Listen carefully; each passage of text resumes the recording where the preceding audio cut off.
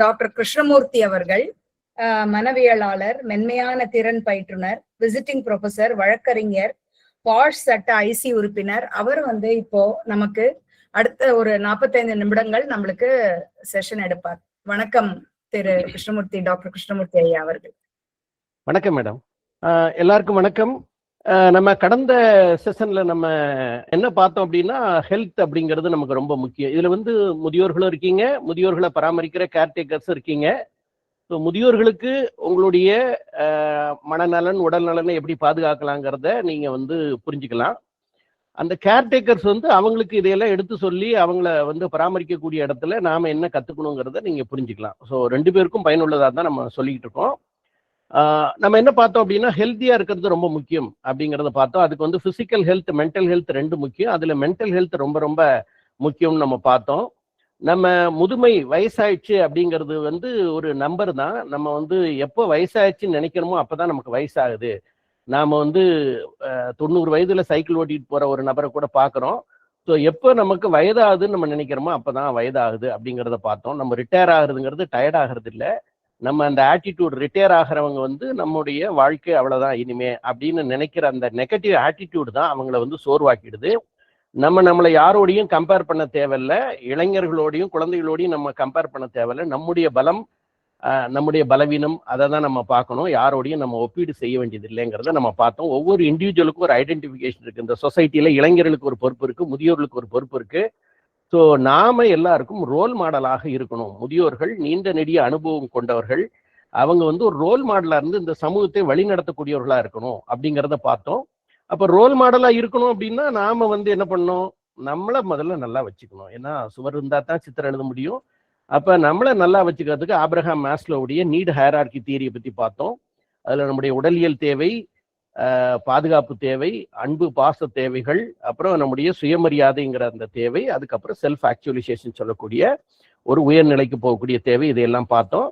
So நம்முடைய 4 தேவைகளையும் நம்ம சரியாக பூர்த்தி செய்தால் மட்டும்தான் இந்த செல்ஃப் ஆக்சுவலைசேஷன் தேவை நோக்கி போக முடியுங்கிறத நம்ம பார்த்தோம். இதெல்லாம் நம்முடைய கடந்த நிகழ்வுல நம்ம பார்த்தோம்.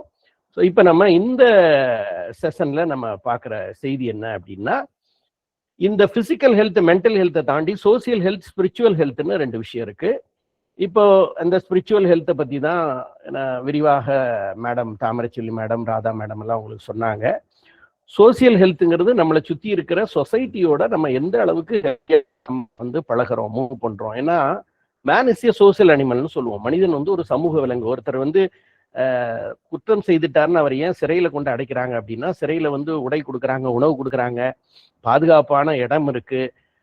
ஆனாலும் அதை ஏன் தண்டனை அப்படின்னு நம்ம சொல்றோம்னா, அது சமூகத்தோட உறவாடுவதை தடுத்து அந்நியப்படுத்துகிற ஒரு செயலா இருக்கிறதுனாலதான் அதை நம்ம தண்டனைன்னு சொல்றோம். அப்ப மனிதன் சமூகத்தோடு உறவாடி கொண்டிருந்தா மட்டும்தான் ஆரோக்கியமா இருக்க முடியும். அப்ப நம்முடைய பிசிக்கல் ஹெல்த், மென்டல் ஹெல்த் மாதிரி சோசியல் ஹெல்த்தும் ரொம்ப முக்கியம், ஸ்பிரிச்சுவல் ஹெல்த்தும் நமக்கு ரொம்ப முக்கியம்.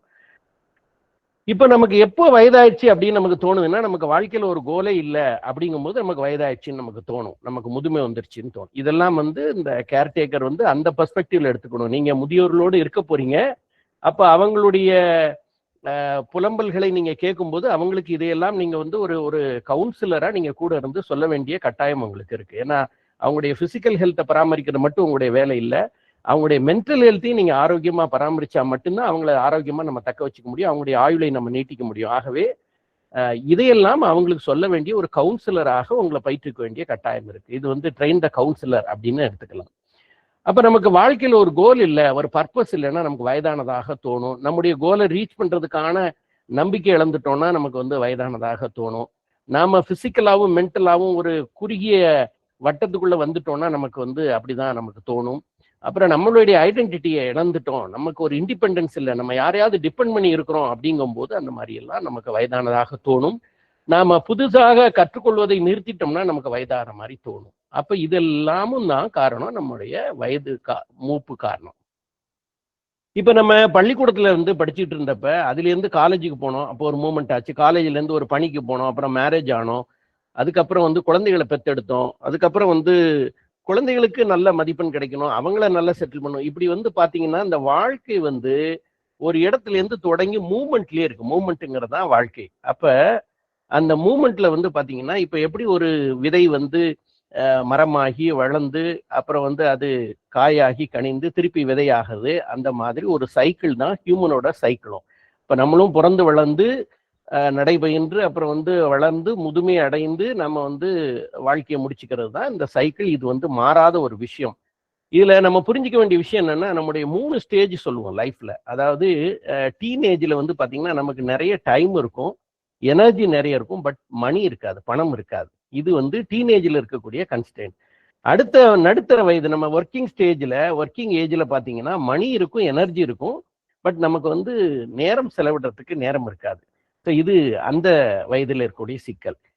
3வது முதுமை பருவத்துல நமக்கு என்ன சிக்கல்னா, பணமும் இருக்கும், நேரமும் இருக்கும், ஆனா எனர்ஜி இருக்காது. இதுதான் நம்முடைய சிக்கல். இது நம்ம சரியாக நிர்வகிச்சோம்னா இந்த முதுமையும் நம்ம இனிமையாக கடக்க முடியும் அப்படிங்கிறது தான். இந்த முதுமையில நமக்கு சிக்கலாக இருக்கிறது என்ன அப்படின்னா, ஃபினான்சியல் ப்ராப்ளம், ஹெல்த் இஷ்யூஸ் இருக்கு, நமக்கு வேலை இல்லைங்கிற ஒரு சூழல் வருது, நமக்கு மரியாதை இல்லைங்கிற ஒரு சிக்கல்லாம் வருது, நமக்கு கேரிங் இல்லைங்கிறது வருது, நமக்கு ஒரு போர்டம் வருது, ஒரு சலிப்பு வருது, நமக்கு ஒரு கம்பானியன்ஷிப்பே இல்லை, நம்மளோட யாரும் பேசுறது இல்லை. இதெல்லாம் இந்த முதுமையில் நாம் சந்திக்கக்கூடிய சிக்கல்கள். ஆனா இந்த சிக்கல்களை சரியாக எதிர்கொண்டோம்னா இது சிக்கலே இல்லை அப்படிங்கிறது தான். அப்ப நமக்கு உணர்வு ரீதியா பிரச்சனை வருது, உள்ள ரீதியா பிரச்சனை வருது, உணவு ரீதியா சாப்பிட்ட சாப்பாடு சீரணமாகல இந்த பிரச்சனை வருது, உறவுகள் ரீதியா சிக்கல் வருது, பொருளாதார ரீதியாகவும் கூட சமயத்துல நம்ம டிபெண்டா இருக்கிற இந்த மாதிரியான சூழல்ல நாம இதை சரியாக எதிர்கொண்டால் முதுமை என்பது இனிமையான ஒரு விஷயம் தான். ரிட்டையர்மெண்ட்ங்கிறது ஒரு பெட்டர்மெண்ட். இது ஓய்ந்து போகும் காலம் இல்லை, இது ஒரு உல்லாசமான காலம் அப்படிங்கிறத நம்ம புரிஞ்சுக்கணும். அப்ப அதுக்கு நம்ம என்ன பண்ணணும் அப்படின்னா, மனநலமும் உடல் நலமும் நல்லா வச்சுக்கணும், ஒரு ஆரோக்கியமான வாழ்க்கை வச்சுக்கணும், அது நிறைவான வாழ்க்கையா இருக்கணும், நிம்மதியான வாழ்க்கையா இருக்கணும். இதுதான் ரொம்ப முக்கியம். ஏஜ்டு பீப்புளை வந்து நாம என்ன சொல்லுவோம்னா, கடந்த செஷன்லயே நான் சொன்னேன், அவங்கெல்லாம் ஒரு அசட், நமக்கு மிகப்பெரிய அசட். ஒரு 60 வயது இல்லை 80 வயது ஒரு முதியவருடைய ஒரு அனுபவத்தை நாம 20 வயது இளைஞன் பெறவே முடியாது. அது எவ்வளவு புத்தகங்களை படித்தாலும் அந்த அனுபவம் கொடுக்கிற அறிவை வந்து ஒரு இளைஞன் பெறவே முடியாது. அப்போ வயதாகிறதுங்கிறது நெகட்டிவ் இல்லை, அது ஒரு அழகு, அது ஒரு கொடுப்பினை. அந்த நீண்ட நெடிய அனுபவம் வந்து ஒரு பெரிய கொடுப்பினை, அது ஒரு பெரிய அறிவு, அது ஒரு மென்டர்ஷிப், ஒரு வழிகாட்டுதல், அது வந்து ஒரு சமூகத்துக்கான பாதுகாப்பு. இப்படியெல்லாம் நம்ம வந்து புரிந்து கொள்ளணும் இந்த முதுமையை. அதுல நம்ம கிடைக்கிற ஸ்பெஷல் கன்செஷன் என்ன, முதுமையினோடனே நம்ம என்ன பார்க்குறோம் அப்படின்னா, முதுமைங்கிறதே நமக்கு வந்து உடல் சோர்வு, வியாதிகள், நமக்கான தனிமை, இப்படியான அதுல கிடைக்கக்கூடிய எதிர்மறை சிக்கல்களை மட்டும் நம்ம பார்க்குறோம். அதுல நமக்கு கிடைக்கக்கூடிய மரியாதை, எல்லாருக்கிட்டையும் நமக்கு கிடைக்கிற அங்கீகாரம், நம்ம கிட்ட ஆசீர்வாதம் வாங்குறாங்க, நமக்கு அரசாங்கம் சில சலுகைகள் பண்ணுது, கோயில்ல கூட சிறப்பு தரிசனம்லாம் நமக்கு கிடைக்குது, இப்படியான சில சலுகைகளும் நமக்கு கிடைக்குதுங்கிறதையும் நம்ம பார்க்கணும். எதையும் பேலன்ஸ்டா நம்ம பார்க்கணும். இப்ப இந்த முதுமையில நம்ம பெருசா சந்திக்கிற பிரச்சனை உளவியல் ரீதியா என்னன்னா, என்ன சேஞ்ச் அப்படின்னா பிசிக்கல் சேஞ்ச். முதுமையில கண்டிப்பாக நம்முடைய உடல் தோற்றம் மாறுது. அப்ப அந்த உடல் தோற்றம் வந்து மாறும்போது நமக்கு வந்து மிகப்பெரிய ஒரு மன உளைச்சல் ஏற்படுது. அப்ப நம்ம என்ன புரிஞ்சுக்கிற வேண்டியிருக்குன்னா, இப்ப நீங்க ஸ்கிரீன்ல தெரியுது இல்லையா, படம் தெரியுதா, ஸ்கிரீன்ல தெரியுதுங்க ஐயா. அப்ப நீங்க ஸ்கிரீன்ல பாக்குற ஒரு பெண்மணி வந்து ஒரு காலத்துல கனவு கண்ணி சினிமால அவங்க வந்து ஸ்ரீதேவின்னு சொல்லுவாங்க. அவங்க இறுதியாக இப்படி மாறிட்டாங்க, இப்ப இந்த படத்துல பாக்குற மாதிரி ஆயிட்டாங்க. அதுக்கடுத்து பாத்தீங்கன்னா பானுப்பிரியான்னு ஒரு நடிகை இப்படி ஒரு கனவு கண்ணியா இருந்தாங்க ஒரு காலத்துல, அதுக்கப்புறம் அவங்க இந்த மாதிரி ஒரு உடல் தோற்றத்துக்கு மாறிட்டாங்க. அதுக்கடுத்து பாத்தீங்கன்னா ஸ்ரீபிரியான்னு ஒரு அம்மா நடிகையா இருக்கும்போது இந்த அளவுக்கு அழகா இருந்தாங்க, அப்புறம் அவங்க உடல் மாற்றமாயி இப்படி ஆயிட்டாங்க. அதுக்கடுத்து பாத்தீங்கன்னா சரோஜா தேவி உங்களுக்கு தெரியும், ஒரு காலத்துல கனவு கண்ணி, அவங்க இறுதியாக இப்படி ஆகி இப்ப மறைஞ்சும் போயிட்டாங்க. அதுக்கப்புறம் ராதாங்கிற ஒரு அம்மா ரொம்ப காலமா சினிமால கொடியேற்றி பறந்தாங்க, இப்ப அவங்களுடைய உடல் தோற்றம் இப்படி மாறிடுச்சு. அதுக்கப்புறம் சிம்ரன் ஒரு அம்மா ரொம்ப பெரிய லெவல்ல இருந்தாங்க, இப்ப அவங்களும் இப்படியான ஒரு உடல் தோற்றத்துக்கு மாறிட்டாங்க. இப்ப இந்த படத்துல தெரிகிற ஒரு பெண் யார் அப்படின்னா உலக பேரழகின்னு நாங்க சொல்லுவோம். அப்படின்னா உலக பேரழகி அப்படின்னா நீங்க வந்து ஐஸ்வர்யராக இருக்கக்கூடும், டயானாவாக இருக்கக்கூடும்லாம் நீங்க வந்து நினைக்கலாம். ஆனா இந்த உலக பேரழகி ஐஸ்வர்யா ராயும் இல்லை, சுஸ்மிதா சென்னும் இல்லை, டயானாவும் இல்லை, இவங்க வந்து அன்னை தெரசான்னு நாங்கள் சொல்லுவோம். ஏன்னா ஐஸ்வர்யா ராய் வந்து உலக அழகியாக மாறும்போது எல்லாரும் அவங்கள்ட்ட மைக்க நீட்டி நீங்க உலக அழகி ஆகிவிட்டீர்கள், இப்போது என்ன செய்ய போறீங்கன்னு கேட்டாங்க. நான் சமூக சேவை செய்ய போகிறேன்னாங்க. சமூக சேவை செய்வதற்கு உலக அழகி ஆக வேண்டிய அவசியமே இல்லை. ஆனா எல்லா உலக அழகிகளும் சொல்லுகிற ஒரு வார்த்தை வந்து நான் வந்து சமூக சேவை செய்ய போகிறேன். அப்படி என்ன சமூக சேவை செஞ்சாங்க அப்படின்னு பார்த்தீங்கன்னா, அவங்க நிறைய திரைப்படங்களில் நடிச்சு சம்பாதிச்சாங்க, மாடலிங் பண்ணி சம்பாதிச்சாங்க, இப்போ திருமண வாழ்க்கையில செட்டில் ஆயிட்டாங்க. அதனால இந்தியாவில் மிகப்பெரிய மாற்றம்லாம் வரல. அப்போ எங்கேயோ அல்பேனியால பிறந்து திருமணமே பண்ணிக்காம இங்க இந்தியாவுக்கு வந்து தன்னுடைய வாழ்க்கையை இங்க இருக்கக்கூடிய கைவிடப்பட்டவர்களுக்காக, முதியோர்களுக்காகவே அர்ப்பணிச்ச இந்த அன்னை தெரசாவுடைய அந்த சுருக்கமான முகத்துல இருக்கிற அழகு ஐஸ்வர்யாருடைய பளபளப்பான முகத்தில் இல்லைங்கிறத நம்ம புரிஞ்சுக்கணும். ஐஸ்வர்யா ராய் முகமே இப்ப பளபளப்பா இல்லைங்கிறது வேறு செய்தி. அப்ப இந்த அழகு என்பது, பிசிக்கல் அப்பியரன்ஸ் என்பது, உடல் தோற்றம் என்பது ஒரே ஒரு ஃபேக்டர் தான். நம்முடைய ஆளுமை என்பது அதை கடந்த ஒரு செயல். நம்முடைய பர்சனாலிட்டி, ஆளுமை என்ன சொல்றோம்னா, நம்முடைய ஆட்டிடியூட் எப்படி இருக்கு, நம்முடைய பிஹேவியர் எப்படி இருக்கு, நம்ம சொசைட்டிக்கு என்ன கான்ட்ரிபியூட் பண்றோம், நம்முடைய இன்டர்பர்சனல் ஸ்கில்ஸ் எப்படி இருக்கு, நம்ம எவ்வளவு சோசியலி ஃபிளெக்சிபிளா இருக்கோம், நமக்கு எவ்வளவு டாலரன்ஸ் இருக்கு, நம்ம மற்றவங்களுக்கு எவ்வளவு ஹெல்ப் பண்றோம், இப்படியான பல்வேறு கூறுகளை உள்ளடக்கியதான் உங்களுடைய ஆளுமை. அப்ப உங்களுடைய பிசிக்கல் அப்பியரன்ஸ் வேறு, உங்களுடைய ஆளுமை வேறு. இன்றளவிலையும் ரோல் மாடல் சீஃப் மினிஸ்டராக எல்லா கட்சிக்காரங்களும் காமராஜர் தான் சொல்லிட்டு இருக்காங்க. அப்படின்னா காமராஜர் வந்து அஜித் மாதிரி, விஜய் மாதிரி ஒரு ஹீரோவா இல்லை. ஆனா அவருடைய ஆளுமை எப்படி இருந்தது அப்படின்னா ரொம்ப சிறப்பாக இருந்தது. அப்ப நம்ம முதியோருக்கு சொல்ல வேண்டியது என்னன்னா, உங்களுடைய பிசிக்கல் அப்பியரன்ஸை பத்தி கவலைப்பட தேவையில்லை, உங்களுடைய பர்சனாலிட்டி தான் முக்கியம். நீங்க வந்து இந்த சமூகத்துக்கு எவ்வளவு பெரிய ஆளுமை அப்படிங்கிறத நம்ம புரிய வைக்கணும். அந்த முதியோர்கள் அதை புரிஞ்சுக்கணும்.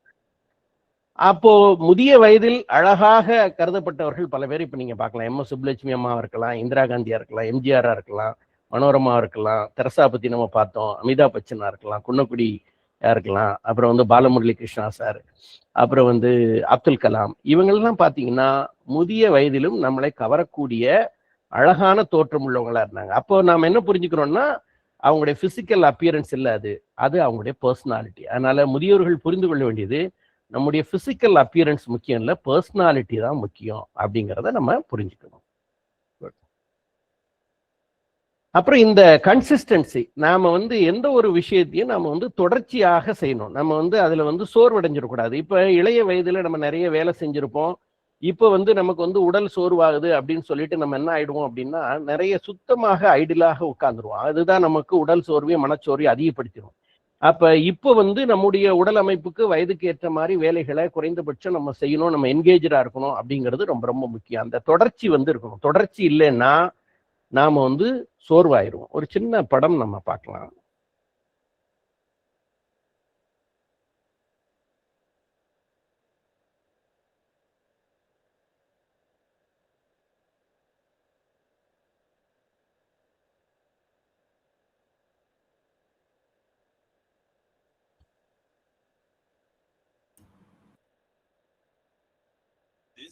எதுவும் வீடியோ ப்ளே பண்றீங்களா ஐயா? எஸ், வரலையோ வீடியோ? இல்ல, வீடியோ வரல. ஒரே ஒன்று.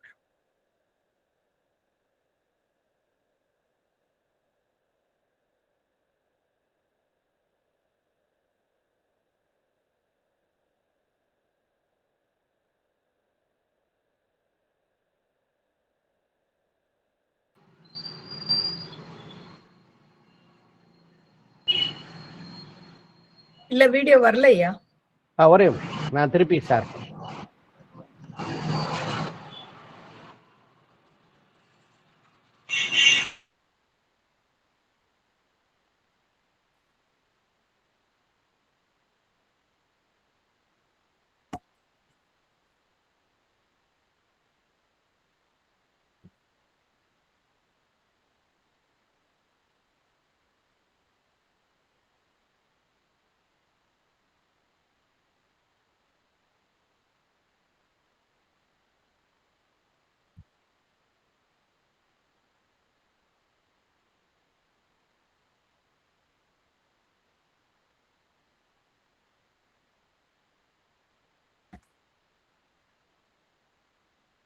சத்தம் கேட்கல.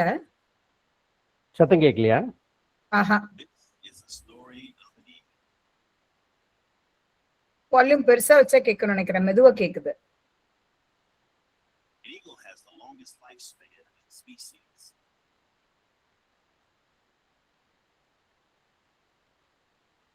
It can live up to 70 years.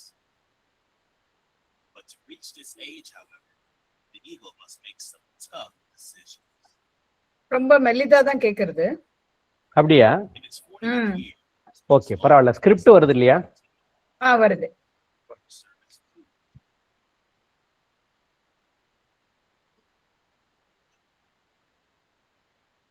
its long, sharp beak begins to bend.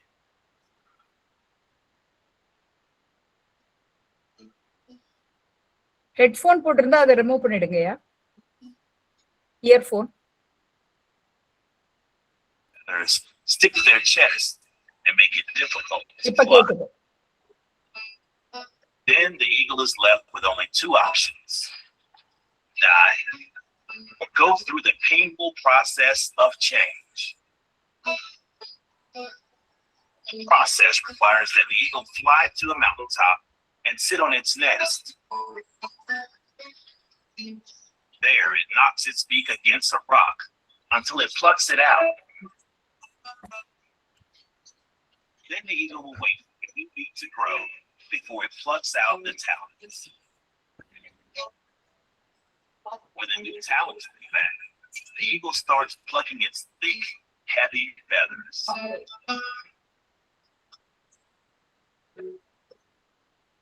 And after this, the eagle takes its fate.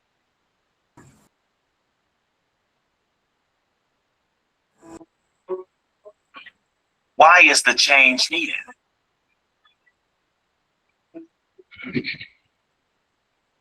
To survive and live. We too have to start the change process. We also have to pluck our unpleasant memories, negative habits, and fixed mindset. Only free from the past burdens can we take advantage of the present. Let's soar again.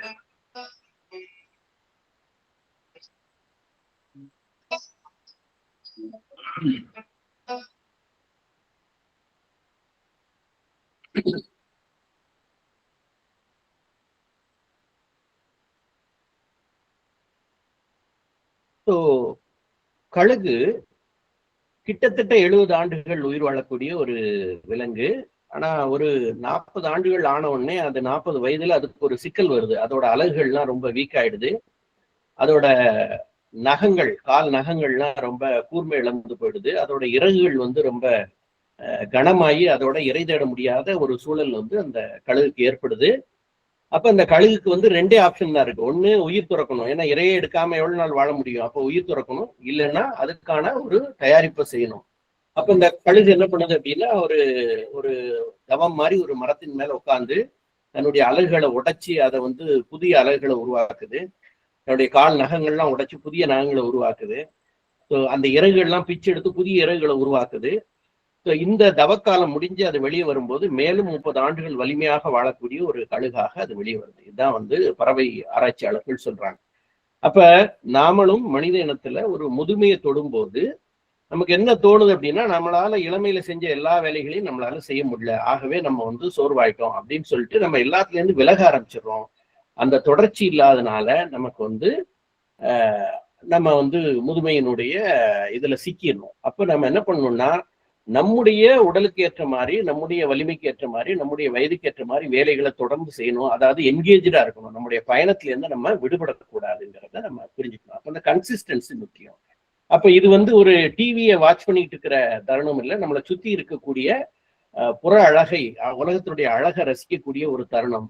இது வந்து வெறும் தூங்குவதற்கான நேரம் இல்லை, வாழ்க்கையினுடைய real பர்பஸை நம்ம அனுபவிக்கிறதுக்கான ஒரு நேரம்ங்கிறத நம்ம புரிஞ்சுக்கணும். நான் ஏற்கனவே சொன்னேன், நாம ஒரு ரிட்டையர்மெண்ட் வரைக்கும் நம்முடைய வயிற்றுக்காக வேலை செய்யறோம், சர்வைவலுக்காக வேலை செய்யறோம், குடும்பத்துக்காக வேலை செய்யறோம். ஆனா ஆஃப்டர் ரிட்டையர்மெண்ட் 60 வயதுக்கு பிறகு வாழ்கிற வாழ்க்கையை சமூகத்துக்கு வழிகாட்டுறதுக்காக, சமூகத்துக்கு ஒரு பங்களிப்பு தரதுக்காக நம்ம வேலை செய்யறோம். ஆகவே இது வந்து ஒரு ரியல் பர்பஸை நோக்கி நம்ம போறோங்கிறத நம்ம வந்து புரிஞ்சுக்கணும். இது வந்து சும்மா உட்கார்ந்து இருக்கிறதுக்கான ஒரு நேரம் அப்படின்னு நம்ம நினைக்க வேண்டியதில்லை. ஃப்ரூட்ஃபுல்லா இந்த சமூகத்துக்கு பயன்பாடான ஒரு வேலை செய்யக்கூடிய ஒரு நேரம் அப்படின்னு நம்ம நினைக்கணும். இது வந்து நாம் உட்கார்ந்து கவலைப்படுவதற்கான ஒரு பருவம் இல்லை, இது வந்து நம்ம சுற்றியுள்ளவர்களை மகிழ்ச்சியாக வைத்துக் கொள்ளக்கூடிய ஒரு தருணம் அப்படிங்கிறத நம்ம புரிஞ்சுக்கணும். அப்புறம் பெண்களை பற்றி நம்ம இந்த சொசைட்டில வந்து மிகவும் உயர்வாக நம்ம கருதுறோம். தாய் நாடு சொல்றோம், தாய் மொழி சொல்றோம், நதிகளுக்கெல்லாம் கங்கா, யமுனா, சரஸ்வதினு பேர்களை வச்சிருக்கோம். ஆனா யதார்த்த வாழ்க்கையில ஆணுக்கு இணையான அங்கீகாரம் பெண்ணுக்கு இருக்கா அப்படின்னா பெரும்பாலான இடங்கள்ல கிடைச்சிருக்கு. இன்னும் சில இடங்களில் ஆணுக்கு இணையான ஒரு அங்கீகாரம் பெண்ணுக்கு இல்லை. இன்னமும் கூட சில படிப்புகள்லாம் பெண்கள் படிக்க முடியாது, சில படிப்புகள்லாம் ஆண்களுக்கே உரியது அப்படிங்கிற ஒரு மூட நம்பிக்கைலாம் இருக்கு. இதை வந்து நம்ம ஆணாதிக்க சிந்தனை, ஒரு மேல் சாவனிஸ்டிக் வியூன்னு நம்ம சொல்லுவோம். இந்த ஆணாதிக்க சிந்தனையை வந்து காலகாலமாக நம்ம சமூகத்துல ஊடுருவி இருக்கக்கூடிய ஒரு விஷயம். அது நம்முடைய சப்கான்சியஸ் மைண்ட்ல, ஆழ் மனசுல இருக்கு. இன்னமும் நம்மள வந்து இன்னைக்கு ராக்கெட் சயின்ஸ் எல்லாம் படிச்சு பெண்கள் வந்து சயின்டிஸ்ட் ஆனாலும் சில படிப்புகள் பெண்களுக்கானது இல்லை அப்படிங்கிற மூட நம்பிக்கை வருதுன்னா, ஆண் என்பவன் உயர்ந்தவன், சுப்பீரியர், அவனுக்கு வந்து சபார்டினேட்டா இருக்கக்கூடிய ஒரு ஜெண்டர் தான் ஃபீமேல் அப்படிங்கிற ஒரு மூட நம்பிக்கை நமக்கு காலகாலமாக இருக்குது. அது நம்முடைய ஆழ் மனசுல பதிவானதுனாலதான் நம்ம இன்னும் அந்த சிந்தனையில இருக்கிறோம். அதை பத்தி நாம ஏன் பேச வேண்டியிருக்கு அப்படின்னா, இந்த ஆணாதிக்க சிந்தனையை நாம சின்ன வயசுல இருந்து இந்த சமூகத்துல வளரும் போது உள்வாங்கியிருக்கோம். இதை நாம உள்வாங்கி இருக்கிறதுனால நம்முடைய முதிய வயதிலும் கூட இந்த ஆணாதிக்க சிந்தனை நம்மளை விட்டு போறதில்லை. அப்ப என்ன ஆகுது அப்படின்னா, வயதாகும் போது ஆணுக்கும் வயதாகுது, பெண்ணுக்கும் வயதாகுது. ஆனா அரசு பணியில இருக்கிறவங்க 60 வயதுல ரிட்டையர் ஆகிறாங்க, தனியார் பணியில இருக்கிறவங்க 58 வயசுல ரிட்டையர் ஆகிறாங்க. ஈவன் ஒரு தொழில் செய்யறவங்க கூட ஒரு வயதுக்கு அப்புறம் நான் ஒரு ஆண்டர்பிரனரா இருக்க முடியாது அப்படின்னு சொல்லிட்டு அந்த தொழில இருந்து விடுபடுறாங்க. ஆனா என்னைக்குமே ரிட்டையர் ஆகாத ஒரு ஜீவன் யார் அப்படின்னா பெண் அப்படின்னு சொல்லக்கூடிய ஒரு சூழல் இந்த சமூகத்துல இருக்கு. ஏன்னா கணவர் ரிட்டையர் ஆனா அவர் ஈசி சேருக்கு வந்துடுறாரு. ஆனா மனைவிக்கு வந்து நோ ரிட்டையர்மெண்ட். அவங்க எப்பவுமே வந்து அடுக்கலையே கதியா இருக்கணும், சாப்பாடு படைக்கிறதே அவங்களுக்கு வேலை, பணிவிட செய்யறதே வேலை அப்படிங்கிற மாதிரி ஒரு சூழல் வந்து இன்னைக்கு இருக்குது. அப்போ இது என்ன அப்படின்னா, இது அவங்களுடைய வேலை தானே, பெண்ணுக்கான வேலை தானே, அவங்க செய்ய வேண்டியது தானே அப்படிங்கிற ஒரு சிந்தனை. அதை just like the take it for granted சொல்ற மாதிரி அதை எடுத்துக்கொள்ற ஒரு சிந்தனையை இந்த ஆணாதிக்க சிந்தனை நமக்கு தருது. அப்ப இது வயதான பிறகு என்ன ஆகுது அப்படின்னா, வயதிலேயே வந்து அது ஒரு பெரிய நெருக்கடி என்றால், வயதான பிறகு பெண்களுக்கு அவங்களுக்கும் வயதாகுது, அவங்களுக்கும் உடல் தளர்ச்சி எடுது, மனத்தளர்ச்சி ஏற்படுது. அப்ப அவங்களுக்கு கூடுதலாக கணவருக்கும் பணிவிட செய்யணும் அப்படிங்கும்போது அவங்கள நாம ரொம்ப எக்ஸ்ப்ளாய்ட் பண்றோம் அப்படிங்கிற ஒரு நிலையை வந்து நம்ம புரிஞ்சுக்கணும். அப்ப ஒரு பெண்ணை அடிப்படையில இந்த ஆணாதிக்க சிந்தனையோடு பார்க்கிற ஒரு சிந்தனையை நம்ம ஆழ் மனசுல இருந்து தூக்கி எறியணும். அவங்க ஆணுக்கு பெண்ணுக்கும் வேற எந்த பெரிய வேறுபாடும் இல்லை. இந்த சமூகம் என்பது ஒரு வட்டம் அப்படின்னு வச்சுக்கிட்டோம்னா, அதுல ஒரு நடுவில் ஒரு கோடு போட்டோம்னா நமக்கு என்ன கிடைக்கும்னா 2 அரை வட்டங்கள் கிடைக்கும். அதுல வந்து 1 மேல் 1 ஃபீமேல் சொல்லுவோம். அப்ப இந்த 2 அரை வட்டத்துல எந்த ஒரு அரை வட்டத்தை ரிமூவ் பண்ணிட்டோம்னாலும் நம்மளால வந்து சமூகம்ங்கிற வட்டத்தை உருவாக்க முடியாது. அப்ப ஒரு மேல் இல்லைன்னா ஒரு ஃபீமேலால வாழ முடியாதுன்னு இந்த சமூகத்துல பெரும்பாலும் சொல்லிட்டு இருக்கோம். அது உண்மை. அது ஆனா ஒரு நாணயத்தினுடைய ஒரு பகுதி. ஒரு ஃபீமேல் இல்லைன்னா, ஒரு பெண் இல்லைன்னா ஒரு ஆணால் வாழ முடியாது அப்படிங்கிறது தான் அந்த நாணயத்துடைய மறுபக்கம். அதை பெரும்பாலும் நம்ம யோசிக்கிறதே இல்லை. ஏன்னா நம்ம மூளையில பெரும்பாலும் இந்த ஆணாதிக்க சிந்தனை, நம்ம இதெல்லாம் நம்ம வந்து வேண்டி விரும்பி வாங்கிக்கிறது இல்லை. நம்ம இந்த சமூகத்துல வளரும் போது நம்மை அறியாம இந்த ஐடியாலஜியை நம்ம இந்த சமூகத்துல இருந்து கன்சீவ் பண்ணியிருக்கோம். ஸோ அப்ப அது எங்கேயோ ஒரு இடத்துல நமக்கு வெளிப்படும் போது அந்த வயதான கணவன் மனைவியில இந்த கணவர் வந்து மனைவியை தொடர்ந்து தன்னுடைய சபார்டினேட்டாக பயன்படுத்தக்கூடிய ஒரு சிக்கல் இருக்கு. அப்ப அவங்களுடைய வழிகளை கொஞ்சம் புரிந்து கொண்டு அவங்களுக்கு சப்போர்ட் பண்ணும் ஒரு சின்ன வீடியோ நம்ம பார்க்கலாம். இதெல்லாம் இந்த கேர்டேக்கர்ஸ் வந்து அவங்களுக்கு சொல்ல வேண்டிய கட்டாயம் இருக்கு. உங்க விஷயம் தான் பேசிட்டு இருக்கேன். No no don't worry, I take care of it. Okay, ஏய் நான் திருப்பி கூப்பிடுறேன். Okay bye. காஃபி இது ஏன் கப்ல மட்டும் ஜாஸ்தி காஃபி? அட நீங்க தான் எம்டி, அதிகமா ஸ்ட்ரெஸ் எடுத்துக்கிறீங்க. அப்ப காஃபி கொஞ்சம் அதிகமா குடிக்கணும்ல. இரு ஒரு நிமிஷம். குடு. 10 வருஷத்துக்கு முன்னாடி உன்னோட சம்பளத்துல தான் ஃபேமிலியை ரன் பண்ணோம். அப்ப நினைச்சு கூட பாக்கல நான் எம்டி ஆவேன்னு.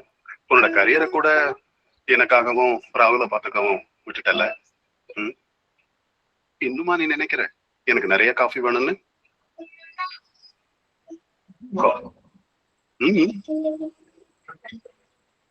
ஒரு நிமிஷம்.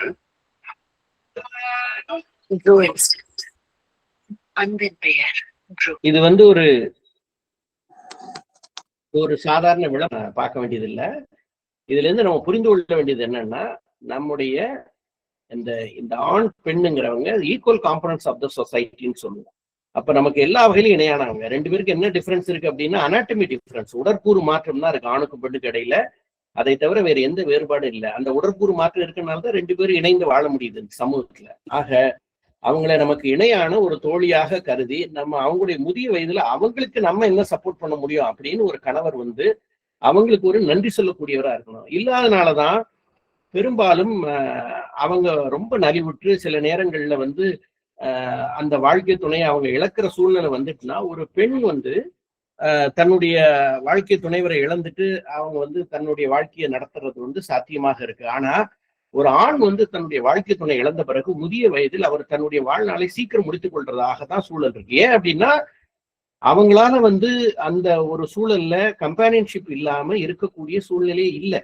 அப்போ ஒரு ஆண் வந்து இமோஷனலா ஒரு மனைவியை ரொம்ப சார்ந்து இருக்கிறதுனால அவரால் தனியாக சர்வைவ் ஆக முடியல. அப்ப அவங்க என்ன புரிஞ்சுக்கணும்னா அந்த கம்பானியன்ஷிப் வேணும்னா அவங்களையும் நம்ம கேர் எடுக்கணும்.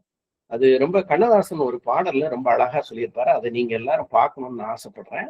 அந்த பாடலையும்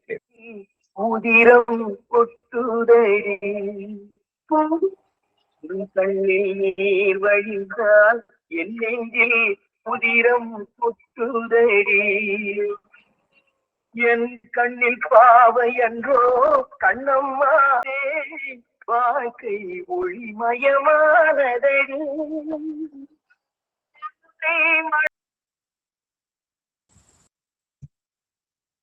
ஆயிரம் உரைநடை சொல்லாத ஒரு செய்தியை ஒரு கவிதையை சொல்லிடும், ஆயிரம் கவிதை சொல்லாத ஒரு செய்தியை வந்து ஒரு ஒரு காணொலி காட்சி பதிவு செஞ்சிடும்.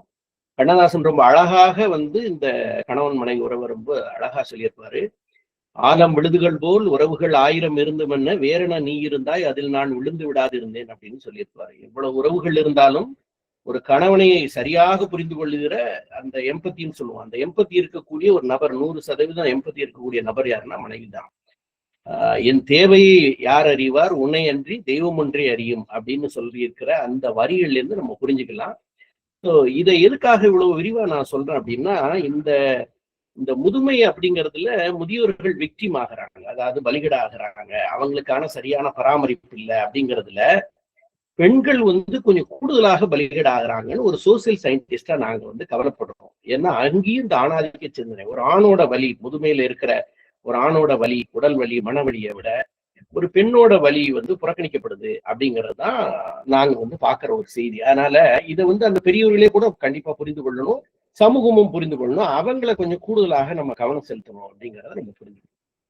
அப்புறம் இந்த முதிய வயதில் நமக்கு இருக்கக்கூடிய சிக்கல் என்னன்னா இமோஷனல் இன்டெலிஜென்ஸ். இமோஷனல் இன்டெலிஜென்ஸ்னா என்ன அப்படின்னா அவங்களுக்கு தெரியும். இன்டெலிஜென்ஸ் அப்படின்னா புத்தி கூர்மைன்னு நமக்கு தெரியும்.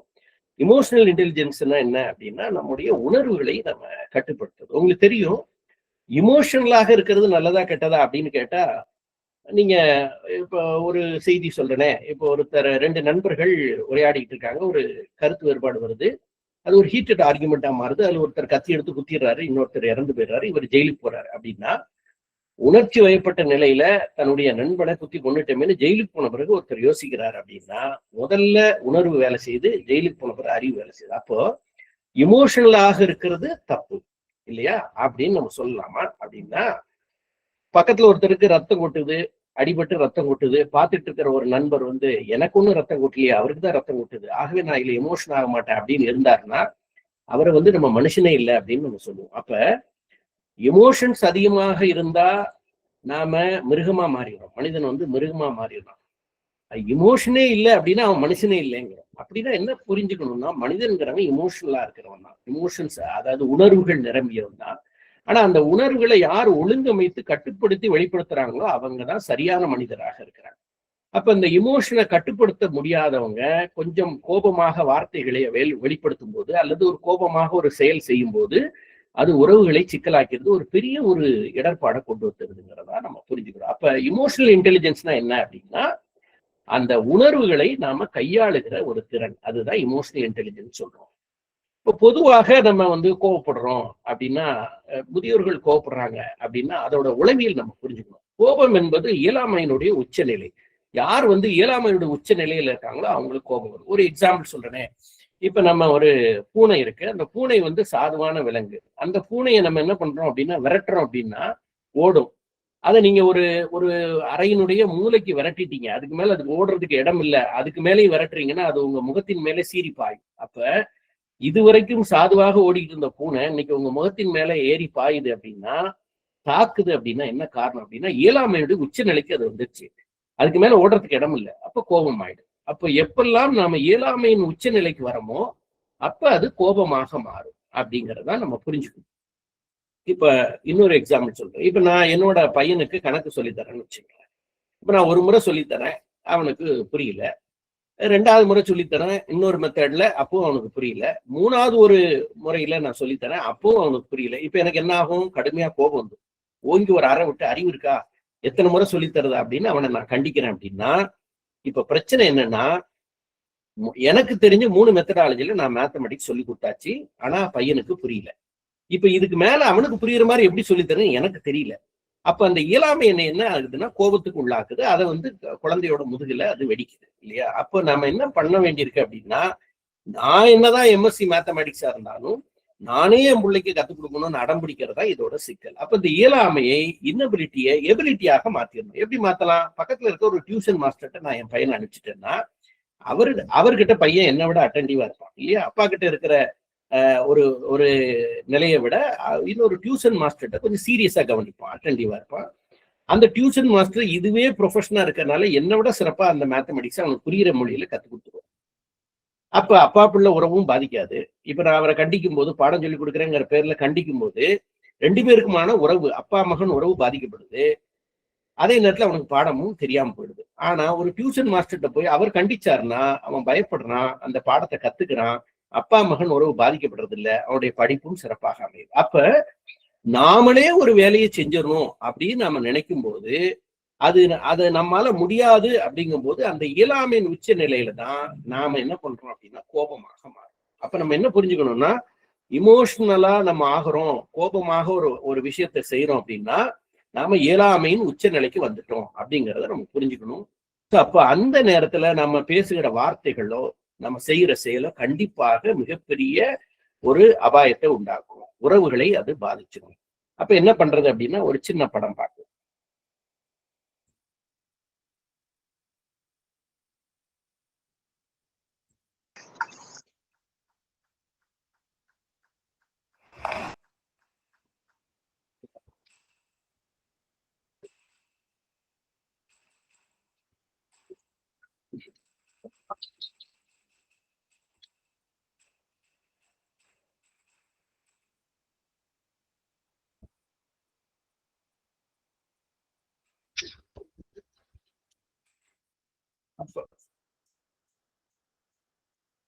அப்ப பார்த்தோம்னா ஒரு கதவு மூடப்பட்டிருக்கு. ஒரு அம்மா வந்து திறந்திருக்கிற பகுதியை திறக்காம மூடப்பட்ட கதவையே திறக்க முயற்சி பண்ணி அது முடியாம போகும்போது மேலும் மேலும் கோபமா அதை ஆட்டுறாங்க.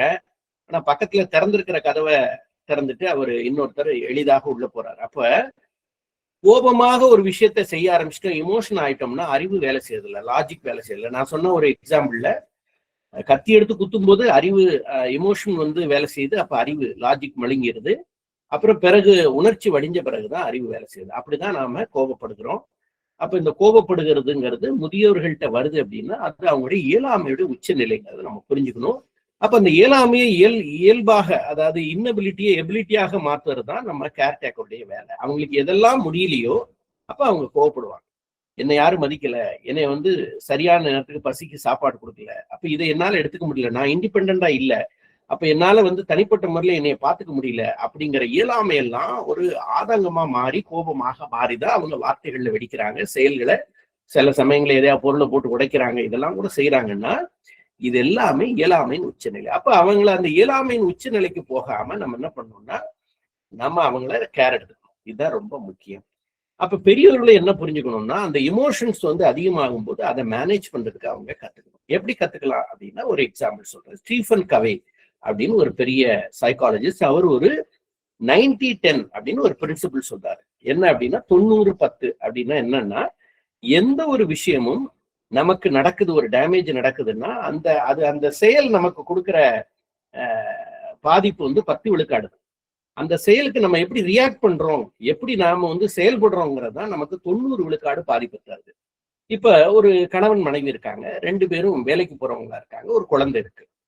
இப்ப இந்த கணவனுக்கு வந்து இன்னைக்கு ஒரு ஆபீஸ்ல ஒரு போர்டு மீட்டிங், அதுல வந்து அவர் பிரசன்டேஷன் கொடுத்து அதுல வந்து ஒரு பேரும் புகழும் வாங்கி இன்னைக்கு ப்ரொமோஷன் ஆர்டர் வாங்கணுங்கிற ஒரு கனவோட அவர் நல்ல உடையெல்லாம் அணிஞ்சுக்கிட்டு டைனிங் டேபிள் உட்காந்து சாப்பிட்டு இருக்காரு. மனைவி அவங்களும் வேலைக்கு போறவங்க, அவங்க உணவு பரிமாறிட்டு இருக்காங்க. குழந்தை ஸ்கூல் யூனிஃபார்ம் எல்லாம் போட்டு உட்கார்ந்து சாப்பிட்டு இருக்கு.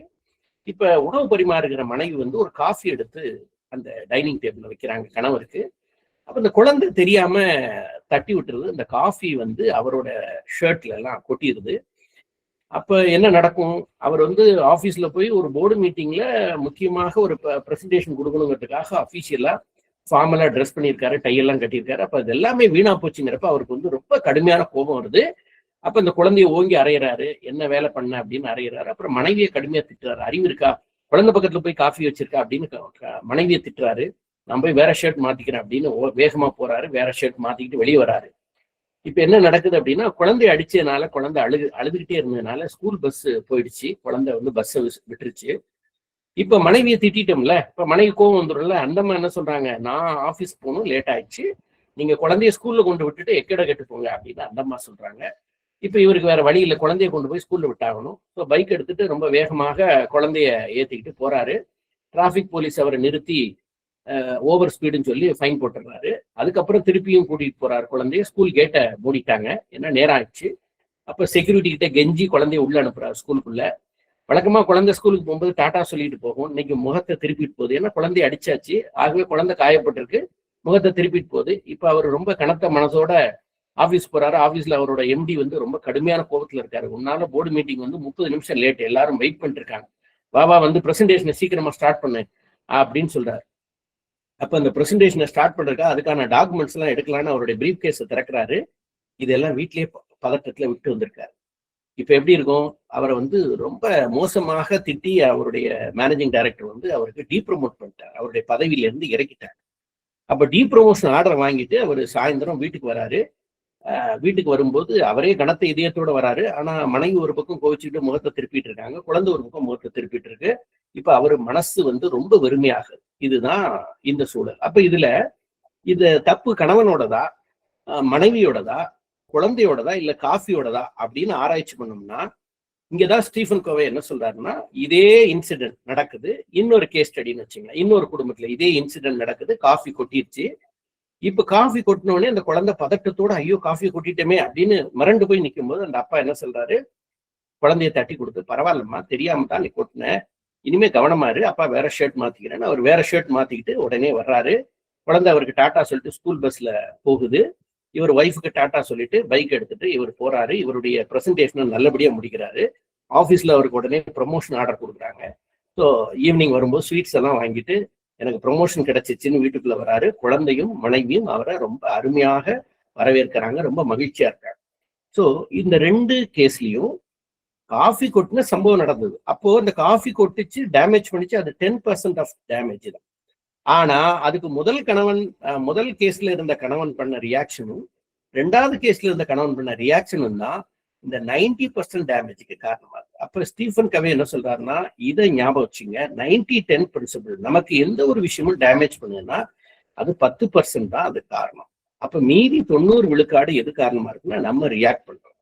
அப்ப இந்த இமோஷனலா நாம ரியாக்ட் பண்ணும்போது, இந்த காஃபி கொட்டின ஒரு விஷயத்தை இமோஷனல் கணவன் ரியாக்ட் பண்ண எந்த ஒரு நேரத்தையும் இமோஷனலாக நம்ம ரியாக்ட் கூடாதுங்கிறத பெரியவர்கள் புரிந்து கொண்டு கேரக்டர் சொல்லி தரணும். இதெல்லாம் இமோஷனலா இருக்கும்போது அவங்களுக்கு வந்து நம்ம கைடன்ஸ். இமோஷன்ஸ் ரொம்ப அதிகமாகும் போது அவங்களுடைய உடல் வெப்பம் அதிகமாகும், அவங்களுடைய தளர்ச்சியும் கோபப்பட்ட பிறகு அவங்களுடைய வந்து பெரிய தளர்ச்சி உருவாகும், அவங்களுக்கு தாழ்வு மனப்பான்மை உண்டாகும். அதெல்லாம் இமோஷனல் ஆகாம பார்க்க வேண்டிய ஒரு கட்டாயம். நேரம் எனக்கு கொடுக்கப்பட்ட நேரம் இன்னைக்கு குறைவா இருக்கிறதுனால நாம இதனுடைய தொடர்ச்சியை நம்ம அடுத்தடுத்து வரக்கூடிய நிகழ்வுகளை சந்திக்கலாம்.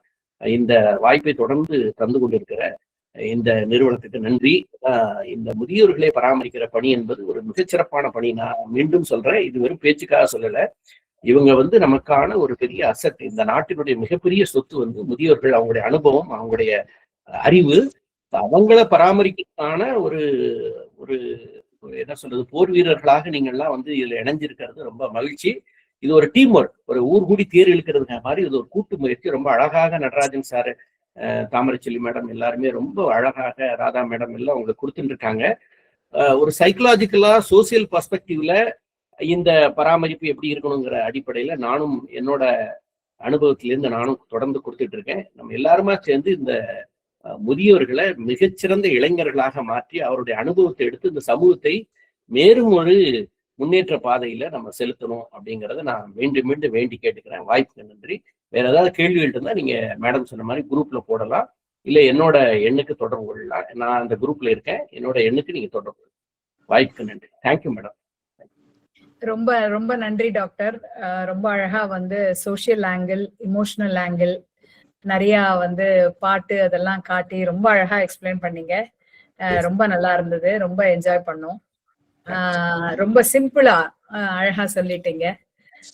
ரொம்ப நன்றி டாக்டர்.